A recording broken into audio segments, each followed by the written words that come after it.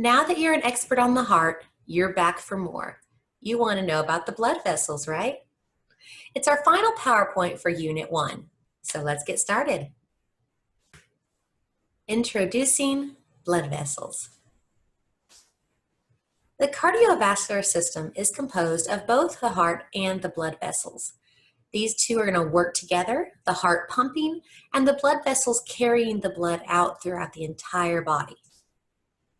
This illustration shows us very well how these blood vessels are going to cross every bit of your tissue. We have the large arteries carrying the freshly oxygenated blood out to the tissue throughout our entire body down to your toes and your fingertips. And then we have the veins bringing that all back to the heart in order to be oxygenated and pumped out once more.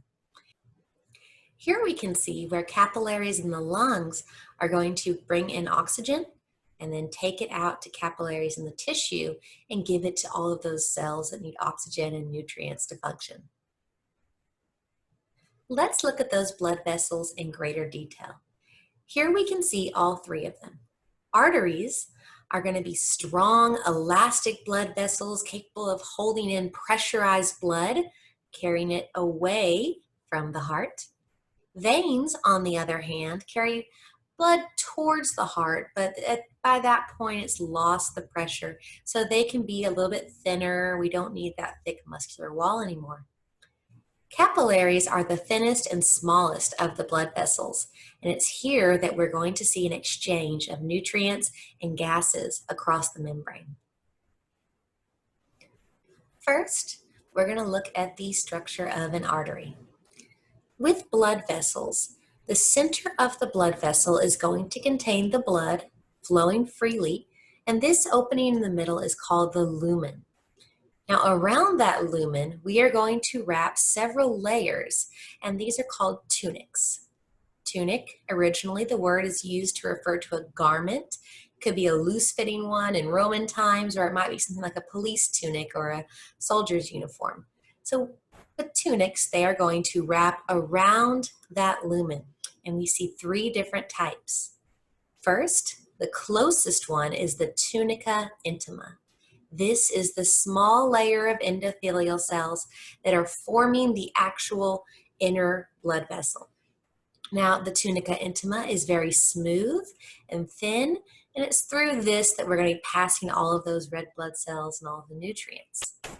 Around the tunica intima, we are going to wrap the much thicker and stronger tunica media. Now, this layer is made up of smooth muscle, and it allows the blood vessel to both contract, which makes it smaller, or relax, open it up. Around the tunica media, we're going to see the tunica externa. This is this outermost layer to which we're going to help anchor the blood vessel to different structures. Some of the characteristics that we see in arteries are that they have a very large tunica media layer. Their smooth muscle layer is the biggest out of all of the blood vessels, especially as it comes to certain areas where it can control and constrict and actually block off blood flow to certain areas of the body because of that really strong tunica media layer. Arterial blood is going to have a much higher pressure than other blood vessels in the body. The way that we measure this is we look at how much force is exerted by the blood in the blood vessel in order to raise a column of mercury. The higher it can raise it, the greater pressure there is inside. So we measure this using millimeters of mercury, and our artery here is going to be 40 to 100. We'll see when we get to the veins, we'll talk about how much pressure those exert, and you can compare the two. Due to such high pressure, we have thick tunica media walls, and even if you were to take out the blood, the artery is so strong that it is going to retain its round shape. And we'll see that whenever we look at slides, they're always round.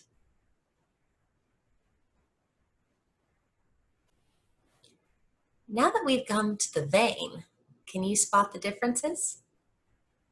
Where's that thick, big tunica media layer? I mean, just look at this layer on an artery. Then we come to the vein, and it's so thin, it's barely there. It's one of the major differences whenever you're just looking at the two on a slide is there is a very tiny, small, thin tunica media layer, and as such, if the lumen of the vein is empty, you're actually going to see that that round structure kind of just flattens a little bit in the absence of blood. We have very low pressure inside of our veins, 0 to 20 millimeters of mercury. That, again, is a measurement of how much pressure is exerted by the blood to push up a column of mercury. In this case, it's not going anywhere. There's no pressure in these veins, basically.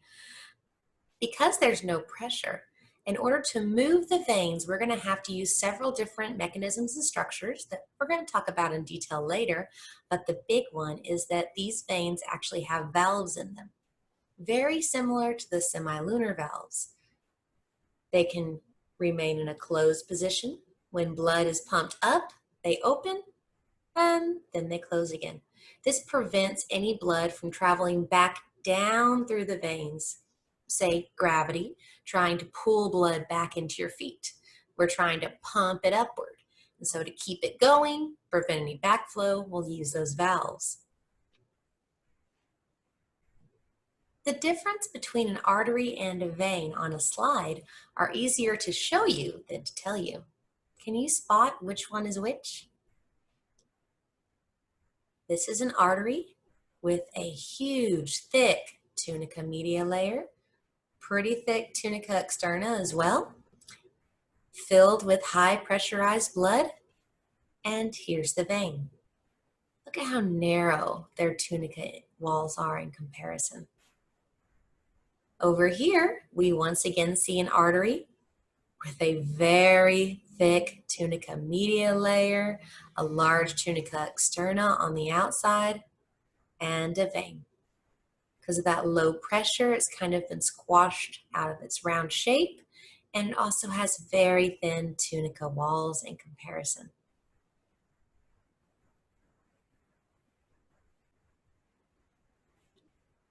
The next point I would like to address is the size of our blood vessels. Arteries travel away from the heart, and the farther they are, the smaller they become. You've experienced a very similar situation anytime you've driven out of a big city. You start off on a 4-lane highway, you exit and get down to a 2-lane, keep going further, and eventually you're down to a 1-lane, maybe even a dirt road. You've gotten much smaller as you've gotten further away from that city. Your heart is no different. It's going to be the center of the city, pumping blood out. And as the blood leaves through the first artery, it's very large. It's called the elastic artery. Why does it have to have elastic? Well, let's think. The heart is doing what? It is pumping, forcefully pushing blood out of the heart into the first artery, an elastic artery. Now, this artery, with every pump, is going to receive a huge amount of blood and recoil. Pump, pump. So the artery is going to need to be able to recoil back to its original size. If it loses that ability, it's going to just become stretched and could even eventually burst. So we see a large amount of elastic fibers inside of these arteries to allow them to expand and decrease in response to that force of the blood. As we get further from the heart, the amount of elastic fibers goes down and we become muscular arteries. These are arteries that control the distribution of blood going out to different regions. For example, in a fight or flight situation, you could constrict and limit blood flow going to the intestines and then dilate and allow more blood to go to your legs and your muscles that are going to allow you to run away from something. Reducing even further in size, we've come to that 1-lane road, arterioles. These small arteries are going to be regulating the systemic or the body-wide blood pressure and flow out to our different capillaries.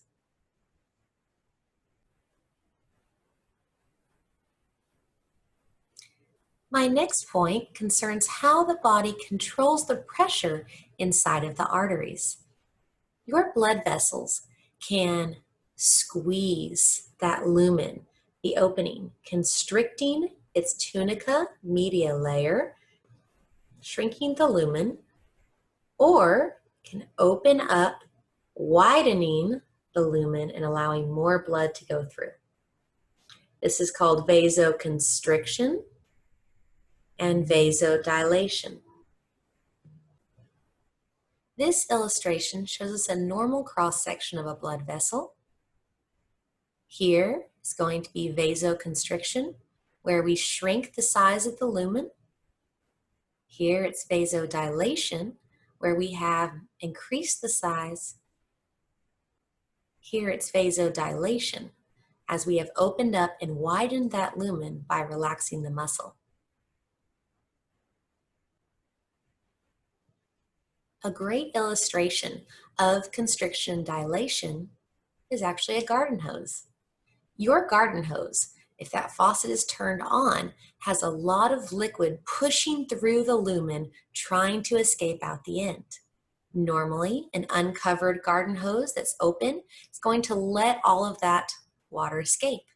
If you constrict the opening by putting your finger over it, all that pressure coming from the faucet is still pushing into the hose. A small, very high pressurized stream shoots out.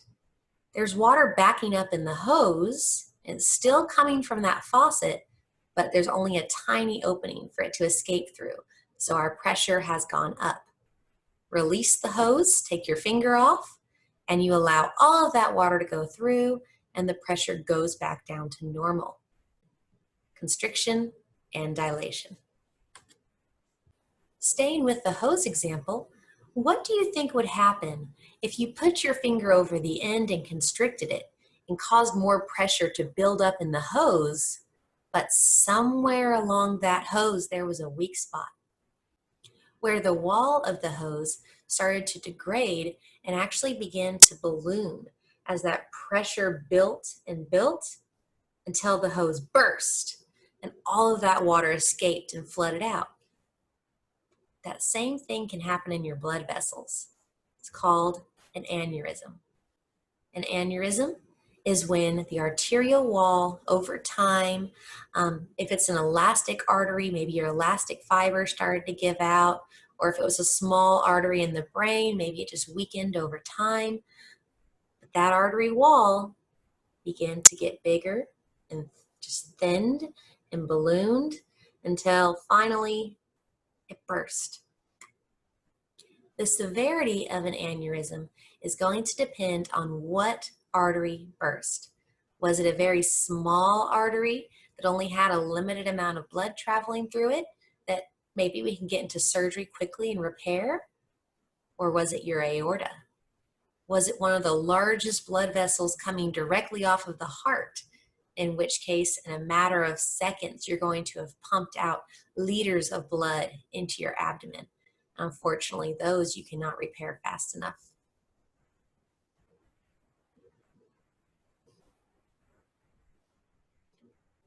In contrast to our arteries, which started off very large and got smaller the farther away from our heart, our veins are actually going to start off as tiny in distant regions all over the body, and then begin to merge and come together as they carry that blood back to the heart. They start as the smallest size, called venules, the comparison to an arterial.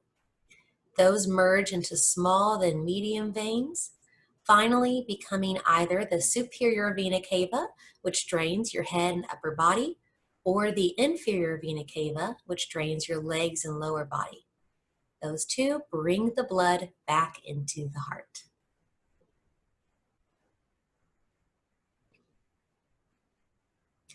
Time to talk about capillaries. These tiny blood vessels are a fraction of the size of our arteries and our veins. This slide shows an artery a vein, and not that, this. Here's our itty bitty capillary. Some capillaries are only wide enough to allow red blood cells to travel through in single file, to really give you an idea of how tiny they are. How to spot a capillary? Does your blood vessel have a tunica externa and a tunica media layer? Then it's not a capillary. It's either a vein or an artery. Our capillaries are so tiny and small, they only have their tunica intima layer left, that little layer of endothelial cells. Tiny little capillaries are able to penetrate nearly all the tissue in your body, providing it the oxygen and the nutrients it needs. Capillaries are going to have a narrow vessel diameter and thin walls to allow for the diffusion of nutrients and gases across them. In comparison with our arteries and our veins, they have that thick tunica media layer in the arteries, thin in the veins, and both have that tunica externa layer. Those layers prevent any of the gases and nutrients from escaping and leaving the blood vessel at those points. So after we strip them away, now the nutrients can leave through the capillaries. Let's take a look at that exchange of nutrients. Capillary exchange is possible because capillaries have a relatively low pressure compared to an artery, and their walls are permeable because they've lost that tunica media and tunica externa layer. This allows for the two-way exchange of substances. Your blood plasma and the interstitial fluid that surrounds your tissue cells are going to be able to exchange those nutrients, gases, and waste across the membrane. This picture shows us red blood cells traveling in single file through a small capillary, and this one shows us the tiny pores located in the endothelial layer that allow the nutrients to leave and the waste to enter capillaries. There are three categories of capillaries based on the amount or the degree of permeability they allow. First off, we have the least permeable, called a continuous capillary. These have a continuous layer of endothelial cells that form the lumen, allowing gases and glucose to go through, but not much else. These continuous capillaries are commonly found in muscle, connective, and nervous tissue. Next up are the fenestrated capillaries. These capillaries, as you can see, have all these small openings or pores in their endothelial cells. These pores allow for faster solute exchange between the surrounding fluid and the capillary. We're going to see these in kidneys and small intestines. In the kidneys, you're filtering blood, so we need to have a faster exchange. And in our intestines, we are trying to absorb all of those nutrients that we're getting from our food, so we're going to have a little bit of a faster exchange rate. Sinusoid capillaries are going to be the ones with the most permeability. As you can tell from this picture, there are actually gaps between and in those endothelial cells that are quite large. In fact, the sinusoid capillaries have such large gaps in between their endothelial cells that entire red blood cells, newly formed in the red bone marrow, are able to enter into the cardiovascular system. Compare that to a continuous capillary where only gases and glucose were able to enter or exit the capillary.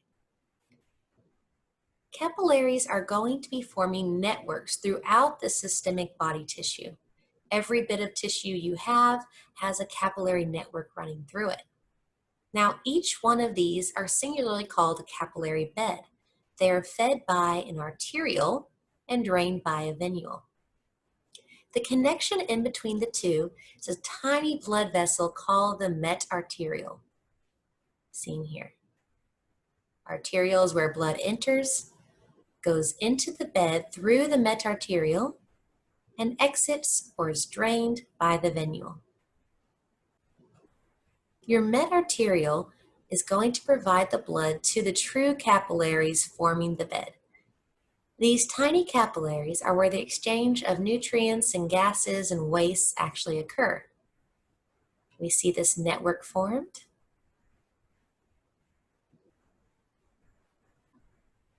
The medarterial has small sphincter muscles that wrap around the base of each one of the entrances of the true capillaries.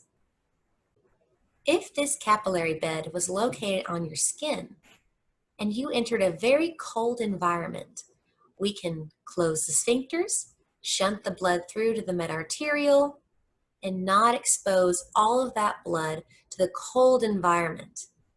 If, on the other hand, it was a very hot day, we could open all of the sphincters, allowing the blood to flow through and cool us off.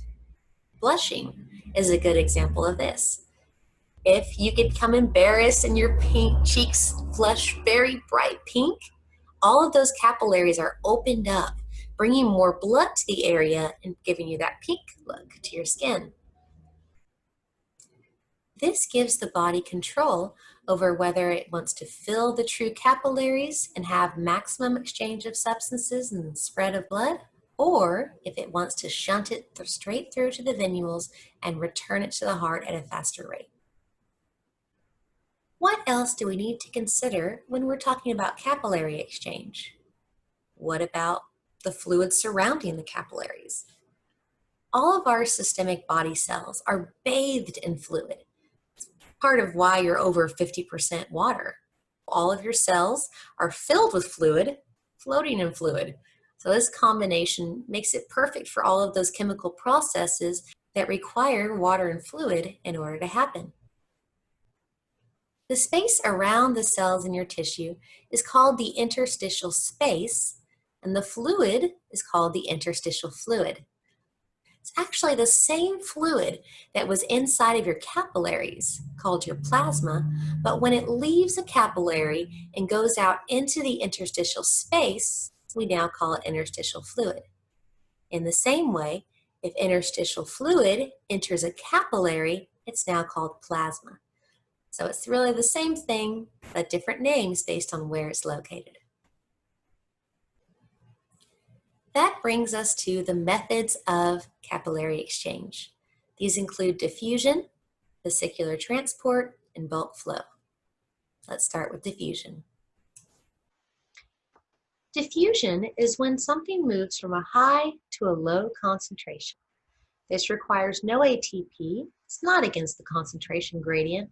Instead, it's like water falling down with gravity. It just happens. In your capillaries, you have a high concentration of oxygen. You see that right here in the lumen. In the interstitial space surrounding the capillaries, there's low oxygen. That oxygen came from our lungs and was carried into the capillaries. Where does the oxygen go in this situation? You guessed right.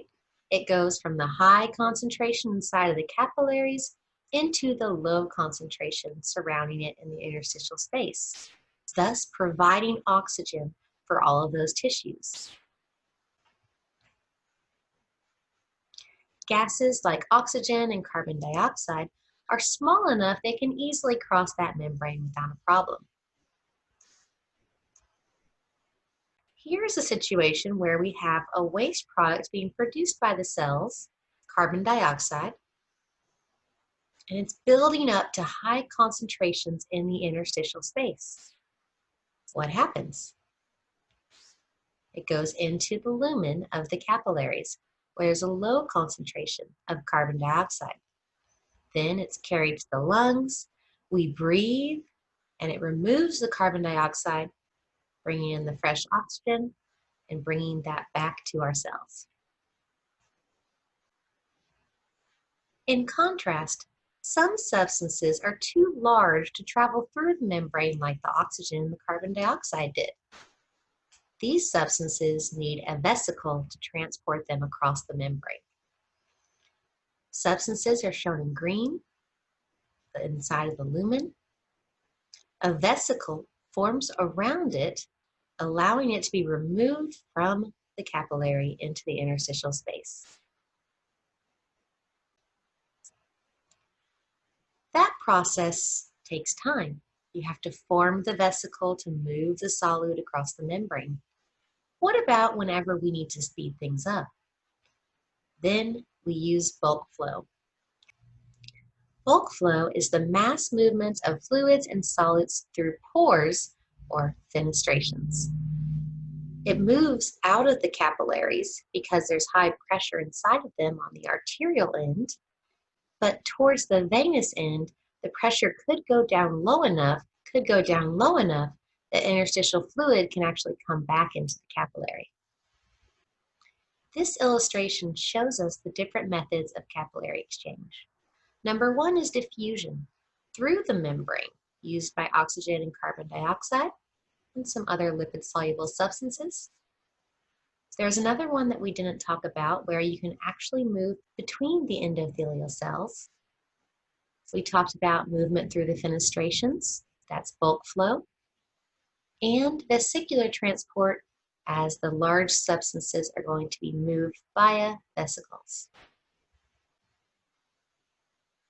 Let's move on to looking at bulk flow in greater detail. This picture shows us the arterial and the venule. On the artery end, we're going to have higher pressure. On the vein end, we're going to have lower pressure. So there's going to be a change in pressure as we go from the artery to the vein end. Now, bulk flow is going to be caused by high pressure pushing the fluid and the nutrients out of the capillaries. When we have higher pressure, there's more push outwards. So on the arterial end, we see a lot of flow going out of the capillary. On the vein end, we have now lowered our pressure and the surrounding interstitial fluid is pulled into the capillaries. In bulk flow, the direction of flow either into or out of the capillary gives it a different name.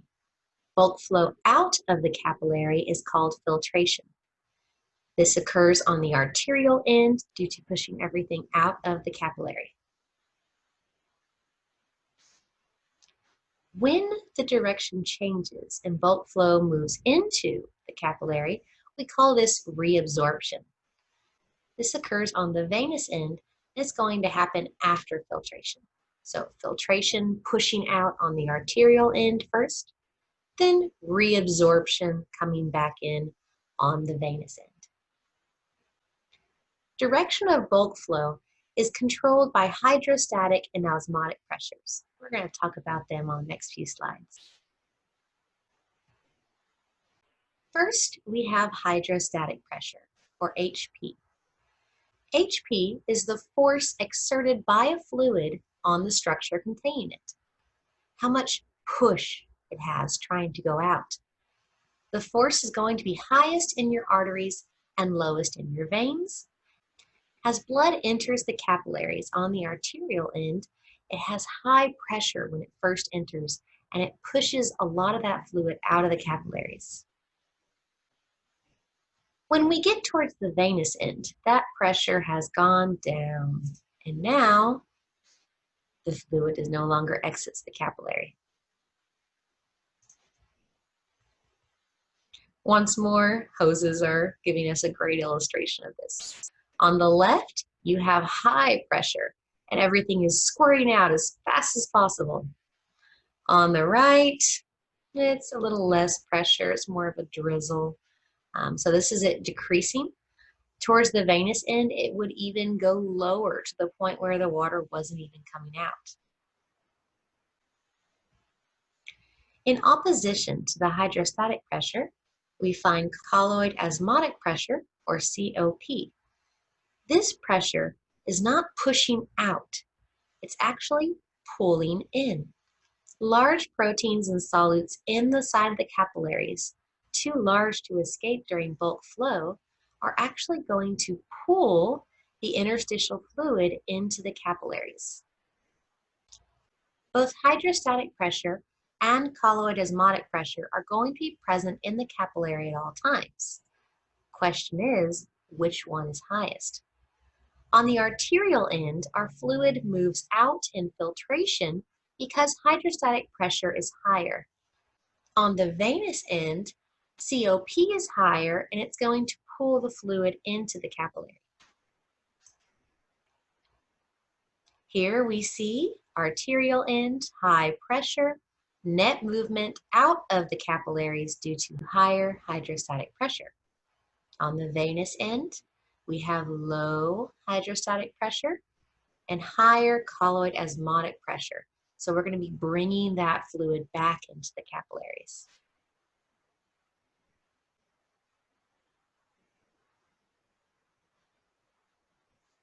When so much fluid got pushed out of the capillaries, the colloid osmotic pressure was not able to pull all of it back in. In fact, it only managed to get about 85% of that fluid back into the capillaries to leave that section of the tissue. It may seem small, just 15%, but over time that escaped fluid can build, causing swelling in the tissue. It needs to be removed. Luckily, there is a lymphatic system that's entire purpose is to absorb that excess fluid, cleanse it, and return it to the heart. We're going to learn more about that in Unit 2.